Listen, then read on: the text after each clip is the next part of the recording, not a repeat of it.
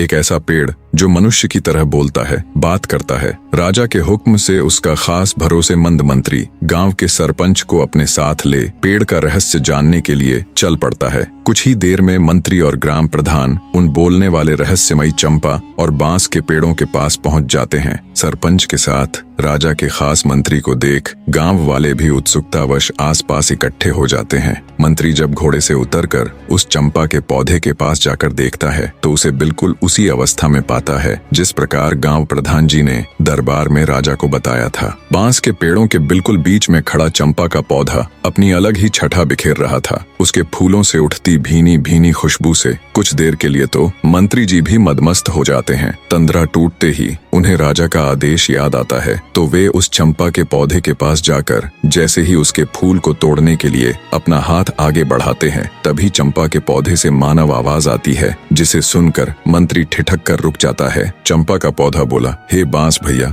हमारे मंत्री जी मेरे फूल तोड़ने आए हैं, इनको फूल दूं या लगूं आकाश। तभी बांस के पौधों में से एक साथ आवाज आई, ना बहन चंपा, लग जा आकाश। ये तो वही मंत्री है जिनके ऊपर हमारी माँ की जिम्मेदारी थी, पर ये उसमें पूरी तरह विफल रहे, इसलिए ये आपके फूलों के कतई हकदार नहीं है बहना। बिल्कुल स्पष्ट और साफ आवाज में पौधों की वार्तालाप सुन मंत्री एकदम सन्न रह जाता है। उसके आश्चर्य का कोई ठिकाना नहीं था। हक्के बक्के खड़े मंत्री के देखते देखते चंपा का पौधा आकाश में जा लगा। ये देख एकदम सुन्न खड़े मंत्री के पूरे शरीर में सिरहन दौड़ गई। गांव वाले भी खड़े खड़े ये पूरा तमाशा देख रहे थे। तभी बांस के पौधों से आवाज आती है, जाइए मंत्री जी और अपने राज कार्यों को देखिए, आप किसी इंसान की जिम्मेदारी लेने के योग्य नहीं हैं। मंत्री भौचक्का खड़ा बांस के पौधों को देखता हुआ सब सुन रहा था। आगे बांस का पौधा कहता है, मंत्री जी, राजा महाराज तो युद्ध में चले गए थे, उनके बाद हमारी माँ की देख रेख का दायित्व आपका ही था, और कुछ नहीं तो कम से कम हमारी माँ के प्रसव के दौरान तो वहाँ हाजिर रहकर ये देखते कि उन्हें किसी बात की कोई परेशानी तो नहीं, पर आपने तो उनकी कोई खैर खबर तक नहीं ली।